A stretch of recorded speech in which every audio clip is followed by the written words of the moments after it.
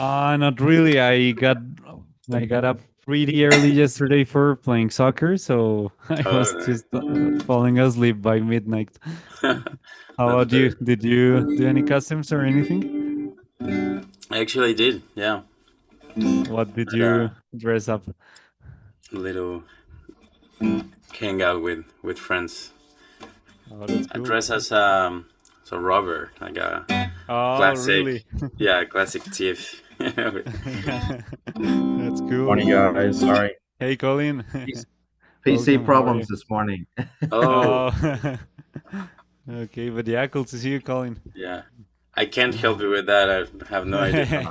Yeah, neither Well, do we I. had a bad storm last night, and didn't realize my laptop was plugged in, and couldn't get the charger to work. But now it's Oh, working. okay, that's good. Okay, but yeah, hope you can fix it soon. Yeah, also welcome to the people on YouTube to today's class. This is focused on songwriting tools. It's gonna be a very fun one. I like to explore that creative side of playing and teaching. I'm sure Miguel does too. So yeah, let's get started. Before doing that, I just wanted to say, guys, welcome to the kind of stuff we do here at Guitar Zoom Academy. In case you're interested in taking your guitar playing to a next level and having personalized assessments on your journey, we're here for you. So we're gonna leave you the link here on the chat so you can apply if you're interested in taking a deeper look on what we do here. With that said, let's get into it. So, what do you have in mind, Miguel? Where would you start? I was thinking that maybe we could talk about something like chords that can get us started with songwriting. Maybe we can talk a little bit about the melodies as well, and maybe form as well. I think those three things are kind of key when writing music. So we need to have melody, we need to have some chords, some harmony that goes with that melody, and we also need form. So we need to come up with a verse, maybe with a chorus and a bridge, maybe an introduction, an outro. We have pretty much endless combinations and possibilities, so maybe we can talk a little bit about that as well. That's a great point. Structure. That's a very good topic to talk about when writing music. So yeah, let's get into it. Where would you start? I think starting with chords will be a good starting point. I think most people tend to go there when writing songs. At least that was the way I used to do it. When I was starting writing songs, and we usually go to chords, to the chords that we know, right? So maybe we played songs with G, D, C, or whatever chords we know, and we just try different chord combinations. Okay, Juan, he's taking care of his dog. So let me just plug this in. There we go. So that's definitely a possibility, and I think that's actually really, really nice to just explore the chords with the guitar without thinking much. So, and also the guitar has many possibilities that are unique to the guitar. For example, open strings, how you can, for example, grab one shape of a chord and leave some open strings, for example, and come up with very special chords that work pretty much only in the guitar, because you get very interesting intervals or things like that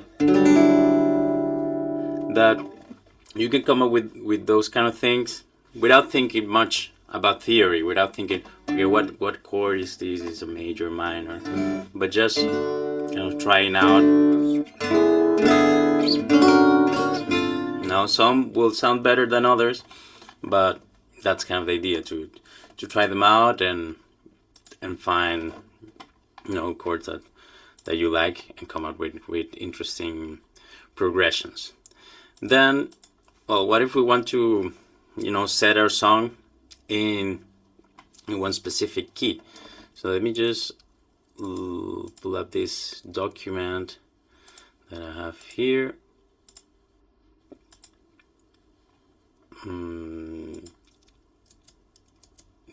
Nope, this one. One second. So, okay, here it is. So, when we analyze music and we get a little bit into the theory of, from where do we get all these chords, these major chords, minor chords. And most of the time, the chords that we hear, the songs that we hear, are either in major or a minor key. And the chords that we play in the majority of the songs, they all fit within one key. What does that mean? That, for example, we have this scale, C major, and from each note of the scale, I can come up with a chord, right? So from C, I'll get a C major, from D minor, E minor, and so on and so forth. So today we're not going to go that deep into the specifics and the theory of how to build those chords and why the first one is major, the second one is minor, but it's something to take into account. And I have here a document. It will be kind of our help memory. So, for example, here you can see this C major. You have all the notes, each note of the scale: C, D, E, F, G, A, and B. And these are the chords that belong to this scale, and you will see that each chord has a name and let's say a nickname and a surname. So we have C, D minor, E minor, F major, G major, A minor, and the last one, the seventh chord, is a diminished chord. And kind of the important thing to know is that this structure, that the first chord is major, the second minor, minor, major, major, minor, diminished, is a structure that repeats, is the same in every key. So for example, here we go to G major. So now G is the one. We have, here you can see we have an F sharp. So each scale has different notes. But you can see here that is the same kind of a structure. So the first chord, the one, is major. The second chord is minor.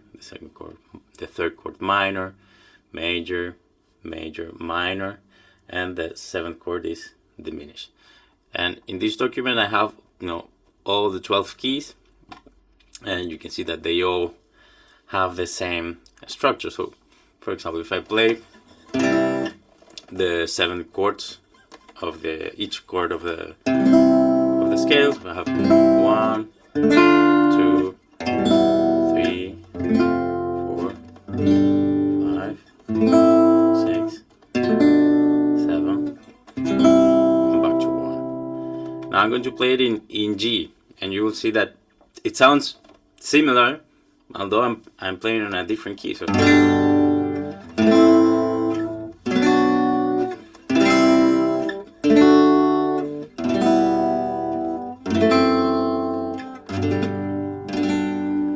like that. So how can we use these chords, right? So, and this is also good to use it in the reverse sense, so not to create songs, but to kind of extract information from the songs that we already know, that we already play, and try to find, if they fit with this group of chords, and we'll see that most of the time, the songs will fit in one of these keys. And so if we want to stay in one tonality, we can use, for example, all these chords and come out with a progression. So for example, yeah. This is Chris. Glad to be here. Hey, Chris. When someone says, I'm going to play it in the key of C, is that what this is talking about, in the key of G? Exactly. So for example, the key of C will have the C as the first chord, and that will be kind of home. And usually that song will probably start in C and will end in C, and it will use the notes of the C major scale. So those notes, and from those notes we're coming up with these chords at the same time. So exactly, when someone says, okay, this song is in C major, you will probably find these chords in that song. So for example, let's grab a couple of these chords, and you will probably recognize some songs that use these chords. So for example, I'm going to grab the 1, the 4, and the 5. So that's a very common progression. So 1 will be C major, the 4 will be F major, and the 5 will be G major. So I have, and then this is just the harmony part, but then we have all the other part of music that's, for example, rhythm. So I can play this,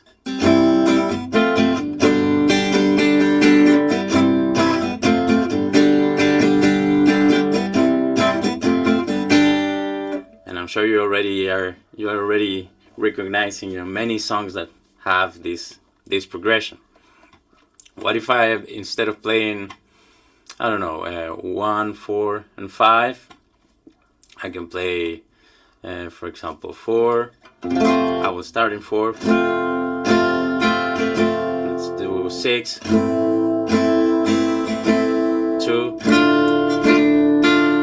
and 5. Or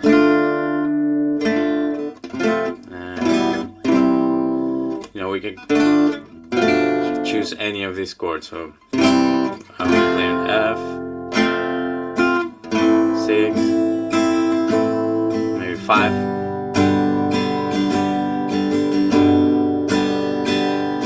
Another 3-chord progression. So F,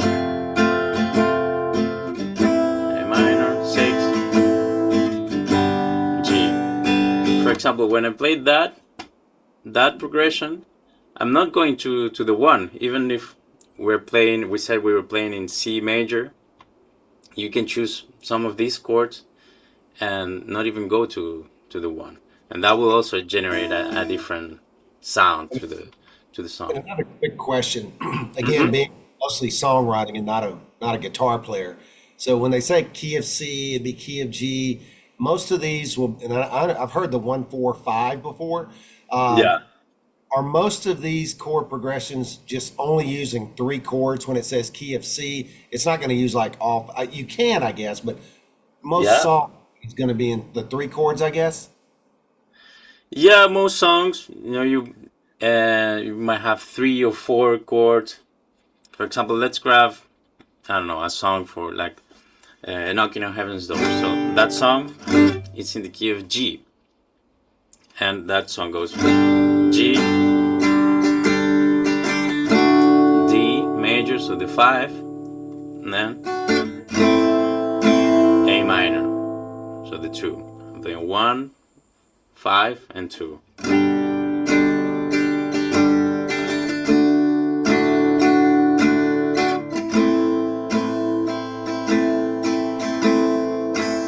repeats. It plays 1, 5, but then instead of going to the 2, it goes to the 4. So to the 4. So there you have a progression with 4 chords. No, but they are not 4 chords that in a row. So you have 1, 5, 2, and then you repeat 1, 5, but then you go to the 4. So you have 4 chords, but yeah, they are not all together. You can have, in most songs, yeah, you have the verse that might have a chord progression, and maybe in the chorus you have a different chord progression. So maybe in the verse you had 3 chords, and in the chorus you have other 3 chords, or maybe you add 1 chord, or you change one of the previous chords with another one. But you also have examples where you can find, yeah, all 7 chords. For example, one very common way of finding those, of playing the all 7 chords is what we call the circle of fifth. So for example, let's say I start here in G.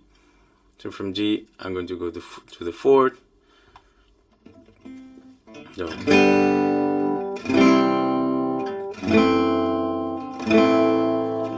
And we are always skipping, from one chord, jumping in the same interval. So for example, the key in G, this for example.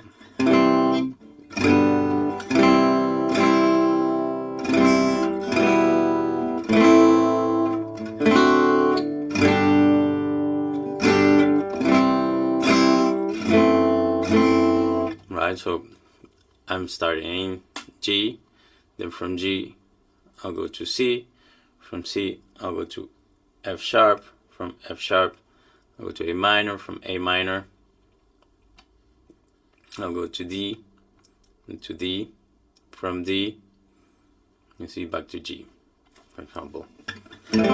Or we can come up with different progressions that can take us through the all 7 chords.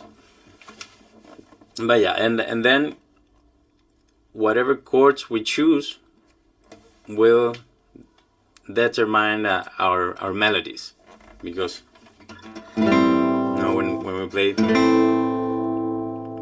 for example, a G, most of the time we will want to use the notes that are part of the chord. That doesn't mean that we cannot use notes that are not part of the chord, but most of the time we will be kind of targeting those notes or playing around those notes, and that's what makes chords sound good with any specific melody. It's usually because that melody is playing many of these chord tones. So let's see. So we have Juan back. Hello again. Okay. Yeah, I'll put you on the spotlight again. Thank you.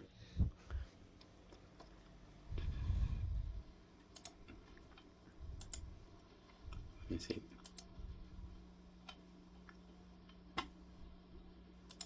There we go. Awesome. Okay, so I think we have a question from Don. Question: a typical chord progression in a major key is 1-4-5 chord progression, but my question is, in a minor key, is the 1-4-5 also a typical progression? Yeah, Yes, actually it is. So for example, in A minor, you have, that would be the 1, the 4th, you have D minor, and the 5. Usually we have a major chord for the 5 in any key. That will be a 1-4-5.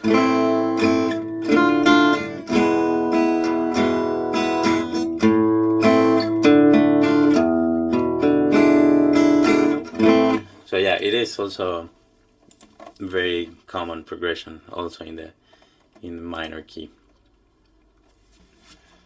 Yeah, also, just to answer that real quick, if you take a look at a major blues, you'll see that the main chord the 12 bar blues uses are 1, 4, and 5. So this is all 1, 4, 1, 5, 4, 1, 5. That's on a major key. But on a minor key, although there are some little changes that the minor blues has, the main outline is still 1, 4, and 5.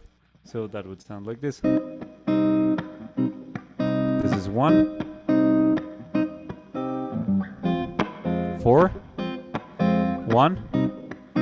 This one is called 6th, 5, 1, and 5. So yeah, still the same degrees, 1, 4th, and 5th, or 5th, on minor keys as well are very, very common. With that said, yeah, that's awesome. Chords, the chords of a key, how to use them on common progressions. I also wanted to add something a little bit different, and it's called how to build melodies.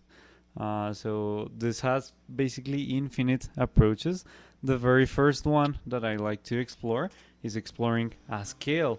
So for instance, coming back to the scale of C major, it has these notes, right? C, D, E, F, G, A, B, C. What I like to do a lot of the times in order to start building melodies is just to explore how I describe with adjectives the notes of a specific scale. So for example, if I'm playing over the chord of C major and I start to play an E, that for me is a note that sounds bright, it sounds joyful or expressive. It's kind of a cute sound.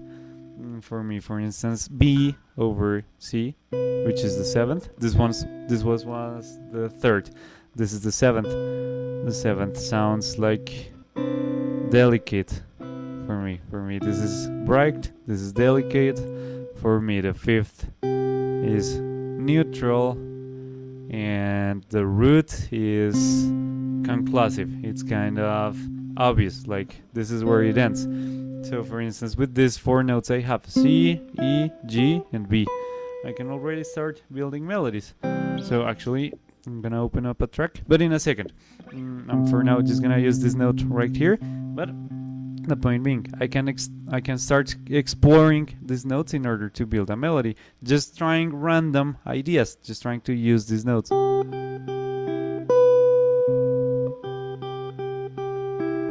Right? For instance, I wanted something that sounded delicate, so that's why I included this B.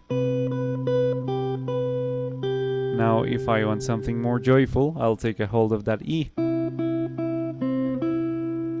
If I want something more conclusive, I'll end my ideas on C. Right? That sounds like something ended.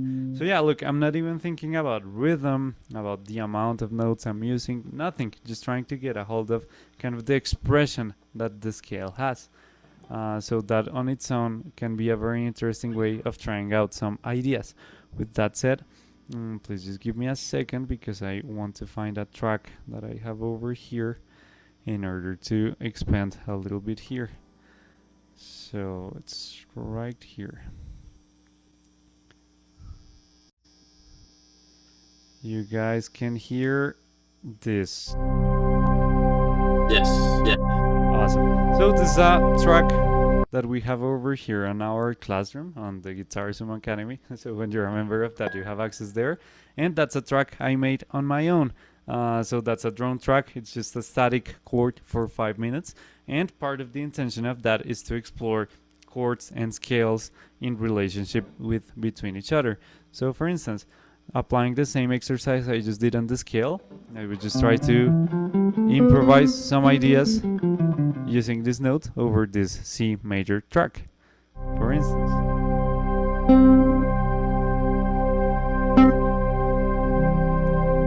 If I want something happy, I can end on E. If I want something delicate, I can end on B.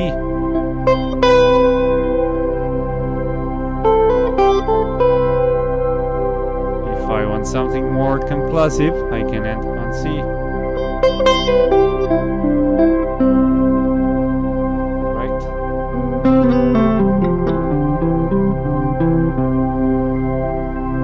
Using C as conclusive, E as bright, B as delicate. Let's use G as neutral.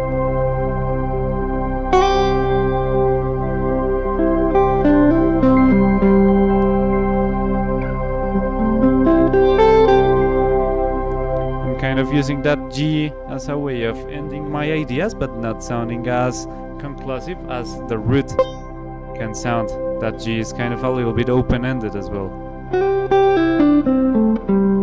Kind of wants me to go somewhere else. So that's one starting point that I could give you guys in order to start exploring how to build melodies. Take a look at a scale, take a look at notes individually, and try to understand them in the context of the key they are over. So if we're using the C major scale, going to a track that only has C major, or if you're using the A minor pentatonic, for example, look up a track on YouTube that just has a static A minor and start to just improvise with those notes. You'll find that if you take your time on resting on each one of the notes, every one of them will have a distinct feeling to them. So that's the first idea I would have, just to explore that kind of emotional expression you can get out of this. The next step that I can give you guys for building melodies is called motif development. So a motif is a very short musical idea that's recognizable from a specific piece of music. So for instance, Beethoven's do do do do do do do do. That's a very short idea. Do do do do. And they use different notes of a scale to expand on that later on. After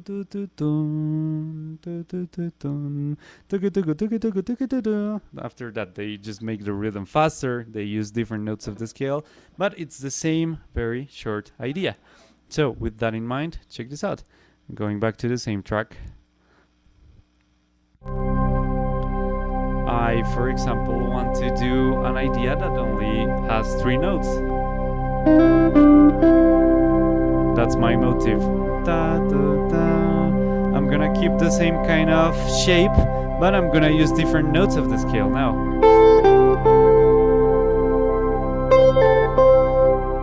So with that, I did 3 phrases with the same kind of melodic direction.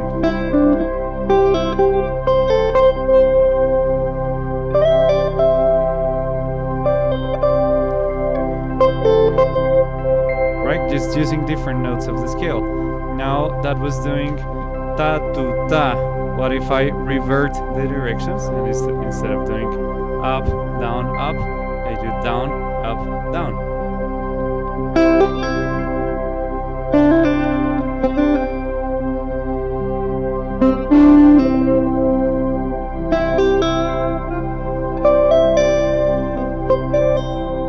That's my motif. With that in mind and playing with either this kind of direction or this inverted direction, I can play around with a lot of ideas. So for example,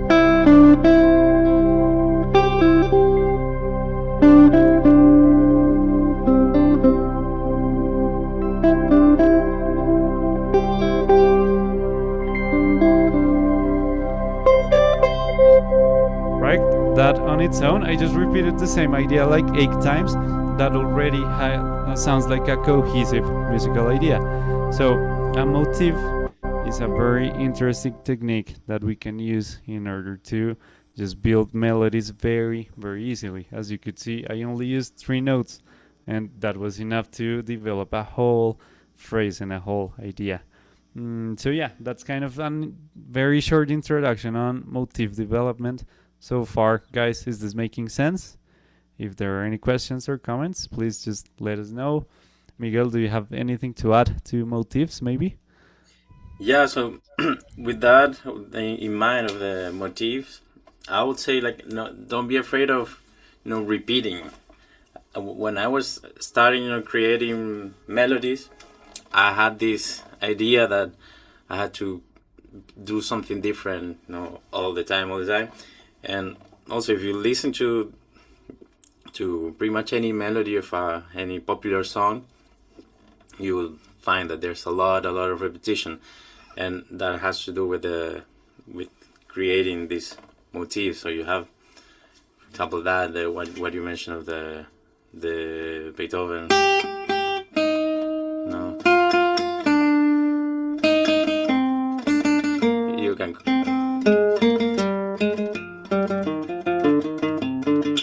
continue with that idea, or and I keep playing these Bob Dylan songs, but there's one song that I was working with one of the students, and the melody, has this motif, and then repeats that motif,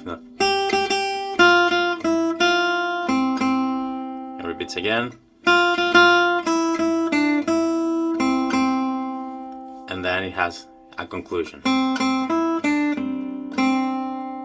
But you have basically two ideas. You have and it might adapt that same motif, that same kind of rhythm, and it might adapt the melody to whatever chord progression is playing. So it starts, for example, with a C,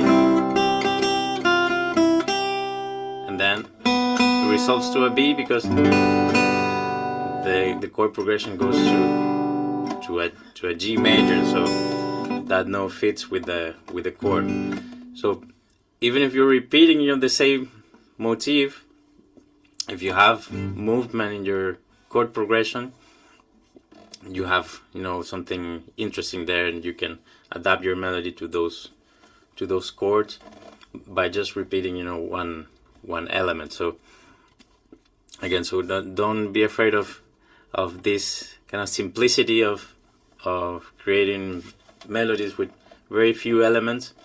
Usually that when this phrase of less is more.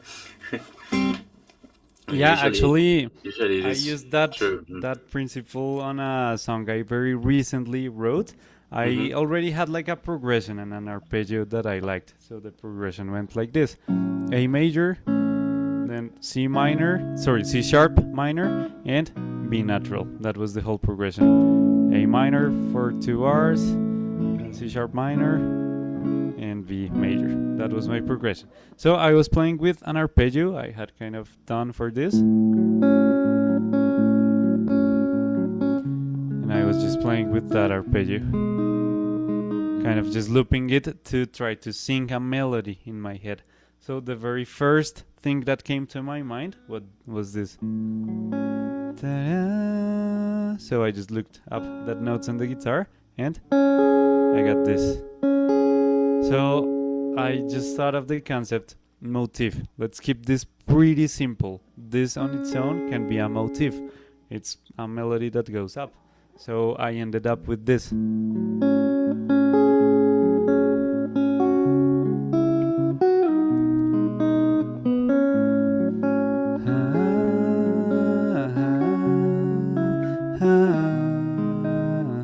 The melody being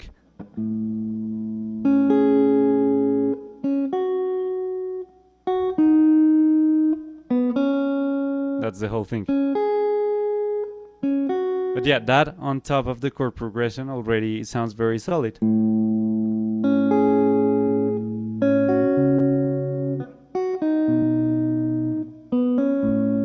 And yeah, if you start to be more fancy, it has a very big texture. But that was basically it, what I did for this.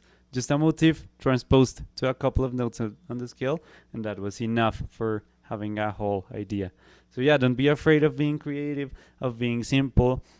Obviously, if we want, or if the context asks us to be, we can go more complex. But don't be afraid of being real simple with your ideas. You'll be surprised at how much magic you can find in just the simple things.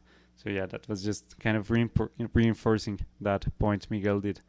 With that in mind, yeah, that's what I had for motifs. What else do you have in mind, Miguel? Well, we could talk about structure now, a little bit about the form, and yeah, how to work with that. So usually we have different ways of seeing form in a kind of like the big picture of the song. That, for example, it can be verse, chorus, and then kind of a smaller form that is the structure of each part. So, for example, verse, we can structure our melody and in, for example, one motif that repeats again, and then it has a conclusion. So we have this answer and response, or call and response. And for example, I was thinking about that while you were playing your melody, this da da da da da da. So you change the direction in the last one, and to me that sounds, for example, like a call and response. It gives this sense of kind of conclusion to your phrase. So yeah, look, those last two. Da-da, da-da. It's kind of question and answer. mm-hmm. Yep. And yeah, so I think it's good to think about that, the forms, and in a song, so that, as the name says, it gives, structure, and it helps, to organize your ideas. So you might have, for example, an idea, and again, coming back to kind of my experience starting, writing songs, that you have an idea, maybe you have everything, the melody, the chords,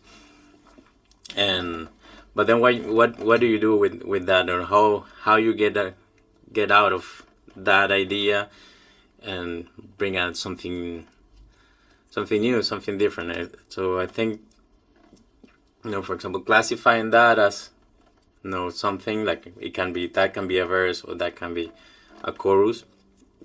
It helps you to say, okay, so I have this part, this melody with these chords, and I need something different. And I feel like, for example, finding contrast can help a lot with coming up with a new part. So, for example, we were talking about the 1-4-5 chord progression. So maybe that's your verse, or your first idea that you had.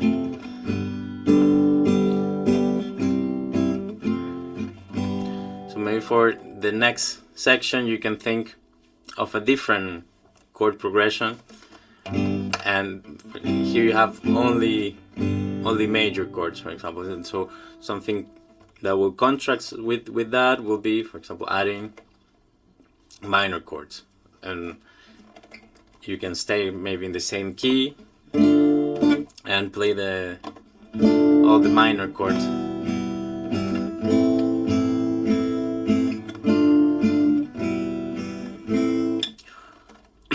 Or, for example, if your melody was an ascending melody, you can try and find contrast with that. So the direction of the melody. So if your melody was going up, maybe try something that is descending. Or if you had something very rhythmical, maybe try something more lyrical. Or if you had maybe a lot of chords, maybe the next section can have just one chord, or just a couple of chords. And then, in the same way that we were talking about the motifs and the repetition, again, don't be afraid of repeating one section that you had. So, for example, if you had a verse, usually in a song, you will have that verse coming back a couple of times. The same with probably a chorus, and that also gives it makes a song recognizable, and it's nice to hear again the same idea that you presented at the beginning, to hear that back. So because when we're writing, everything feels kind of old, or you get an idea and you feel like you need to to bring more and more and new ideas and new ideas. So again, just don't be afraid of repeating that one section. Usually, for example, a verse will repeat with different lyrics. You can modify other things, like maybe how you play it, maybe the rhythm that you use, the intensity, the dynamics, that kind of stuff. But using the same material. You have any thoughts on form and structure? One? Yep, I just think you touched exactly on what I wanted to mention, which is contrast. I think when writing songs, contrast is crucial. And not only when writing, but also when soloing, just basically when creating music, contrast is essential. So, for instance, you were saying, what happens if we have a section that has a lot of major chords and then we, to contrast it, go into minor chords? That's an idea. Or what happens if we have a very rhythmic part and to contrast it, go more lyric? That's an idea. Another one I could have is if your chord changes are being, for example, very short, like 1, 2, 3, 4, 1, 2, 3, 4, right? Every 2 beats. What happens if in a section that's going to contrast all of that, we change every bar or every 2 or every 4 bars? Like we can play around with the rhythm of our chord changes as well. Or yeah, what happens if our chord progression is very short, we go into a longer one. So I was just kind of improvising chords here. I got into this idea. This could be a section A, let's call it. That can be a verse, a chorus, whatever we want it to be. Let's contrast. So a pre-chorus, minor chords, longer chord changes.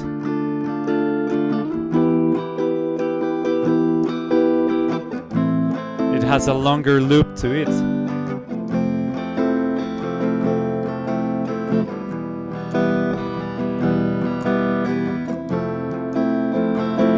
Maybe a rhythm. Back to. Right? That contrast on going longer on that previous section made it like very familiar to go back to these shorter chord changes here. Or yeah, these major chords now shine more because we contrasted that with this darker side of the minor chords. So contrast is crucial. I like to exaggerate on opposite ends all of the time. So if we're major, go minor. If we're going fast, go slow. If we're, I don't know, if our melody has a lot of neighboring notes, which are notes that are together, like that, we can go on bigger jumps or leaps on the scale. Stuff like,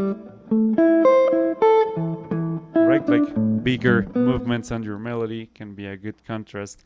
So yeah, whenever you feel like you're getting stuck on that little aspect, try to changing around and go into the other end of the spectrum. Contrast is crucial. I can't stress that enough. And also repetition. Repetition legitimizes. So as Miguel was saying, an idea that can start to feel old when you're the one writing it, but when you're a listener and you listen to something that you had already heard before on the track, it just feels so familiar to get back on it again. I don't know if you guys felt that, but at least I did feel it when I was playing this progression. So I kind of moved to these chords. And I took my time here. I kind of really wanted to separate this idea. So I did all of this.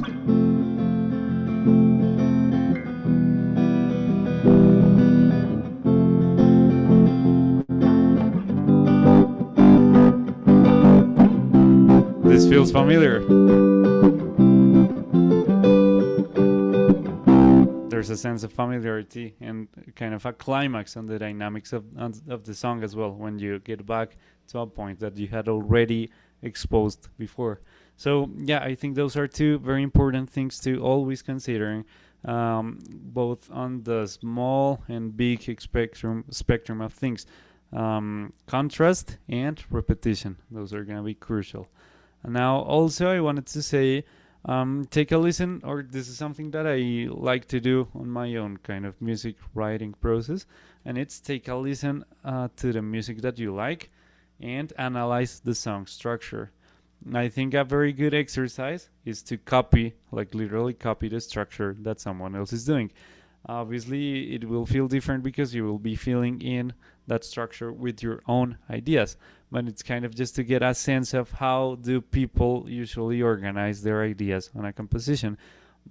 For example, it's very common to have a song kind of structure that goes verse, chorus, to contrast, bridge, and back to chorus to kind of re-expose that initial idea. I don't know, I can think of a ton of The Police songs like that, for example, or Bruno Mars, just to say something. That's a very common structure. If you're maybe more into jazz standards, you'll see that a very common progression is A section again, B section, that's entirely different, and A section again. For instance, So What by Miles Davis. They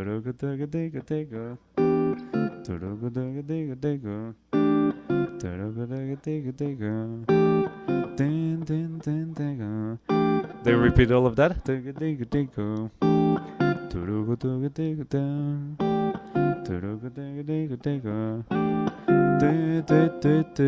B.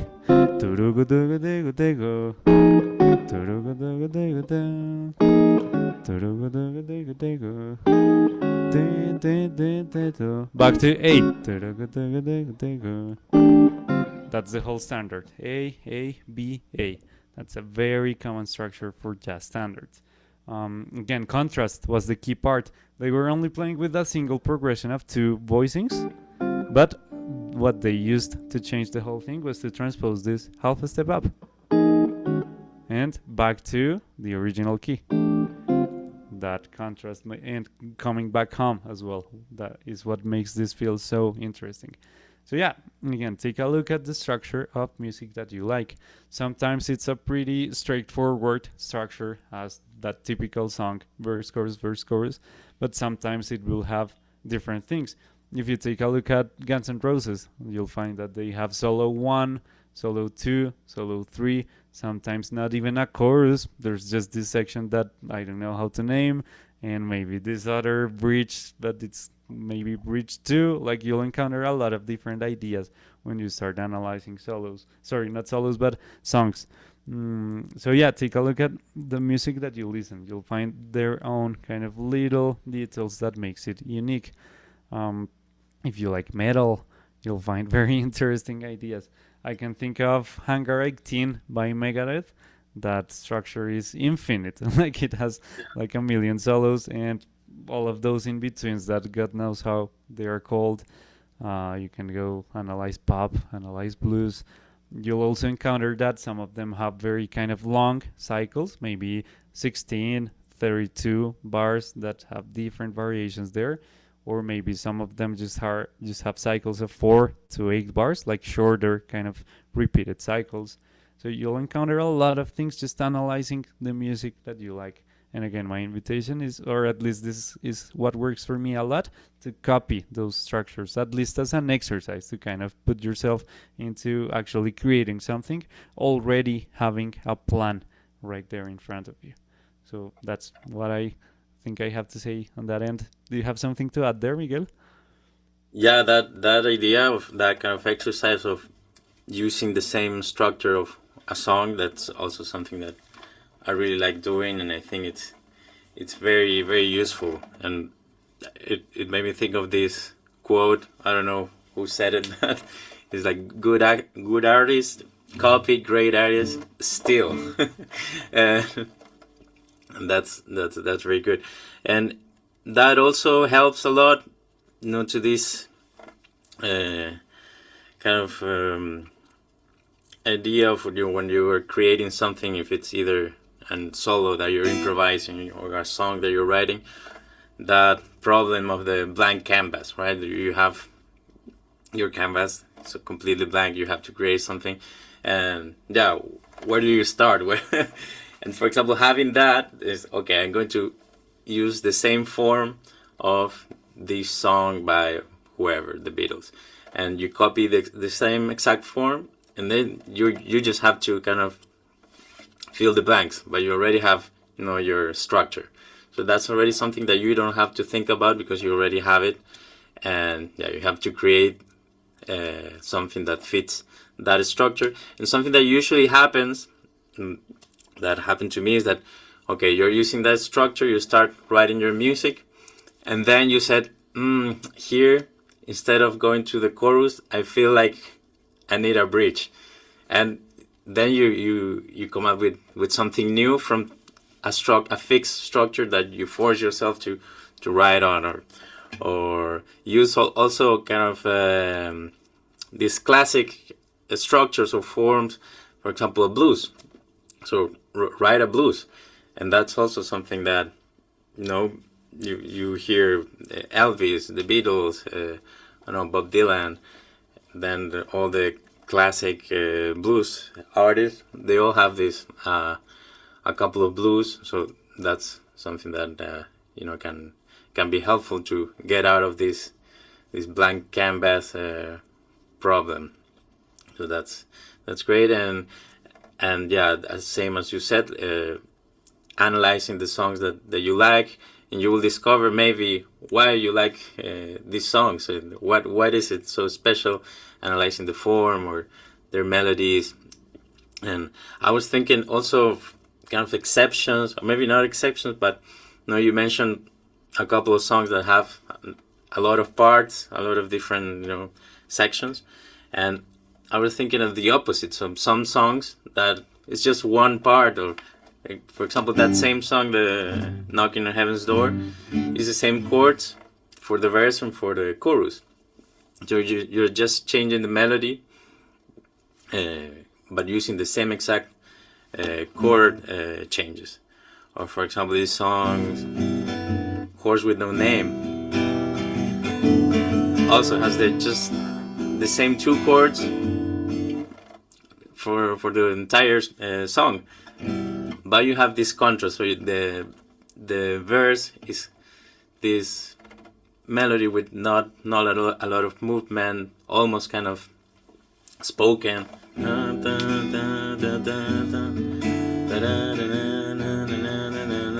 It's almost like telling a story, just spoken. And then you have this chorus that's very melodic.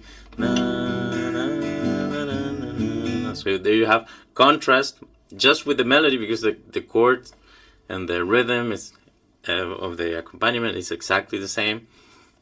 So yeah, just with those elements, copying, we have some ideas for chords, ideas for melodies, ideas for the form, the structure, and some ideas of how to work on this. So copying that, or analyzing other musicians or the songs that you like, and yeah, as a final comment, I would say that writing music is something that it can be worked, because also many times we have this idea that it's something that you have to be creative, and you have to kind of be born creative, and that one day you get inspired and you will write something. I had a teacher that said, that there is those days that you feel inspired, but you have to try that the inspiration finds you working, finds you at your desk writing. But so it is something that you can work on, that you can practice, creativity, practice the songwriting. So if you are interested in that and you want to get better at writing, so write songs, write one song, then write another one, then another one, then another one, and then I can guarantee you that song number 5 will be a lot better than song number 1, and song number 10 will be a lot better, song number 20 even better. Then so just that to kind of take out that idea that you have to be born creative, or you need to have this kind of gift. That might exist. It definitely exists, but there's also a lot of work, behind creative work. So just that idea too. Yeah, expanding a little bit on that, I actually did one semester of composition at college, and that was like the very first semester. So our teacher told us exactly that. You in college see all of these crazy instruments, people studying 2, 3, 6, 8 hours a day on their instrument, and you just walk through the hallways and they're there on their practice rooms just practicing. He said, look at them, like take a look at the hallway and take a look at how many of them are putting in the hours in their instruments. That's exactly the same thing that we need to do, but writing, it's a skill. We sometimes think that it's like this magical moment where inspiration hits and no, I need to write something, and all of a sudden it is produced. No, it's a skill. It's a skill that you kind of can train. So the more hours you put into it, the easier it will start to become over time, or the more you'll know yourself creatively as well. So the easier it will be to just channel your ideas and actually put them there. So yeah, that's one thing, just to double down on that point, that this is a skill that's worked on. And also, I feel it's important to take into account that, or at least for me, it happens a lot, that blank canvas syndrome is a thing. Like I sometimes sit down to practice and it's or to write, and it's like, now what do I do? So yeah, for that, I think a very kind of easy fix is to limit yourself. The more limits you have on writing, the easier it will be to play with the little tools you have in front of you. So, for instance, a limit can be, I want to do this structure. Like, I will stick to just these sections and I won't do anything else. Another limit can be, I don't want to use, I don't know, major chords. That forces me to only use minor chords. I don't want to do long chord progressions. That will shorten my progressions right off the bat. These are just kind of random ideas I'm thinking of, but you can get a lot of interesting ideas with those limits.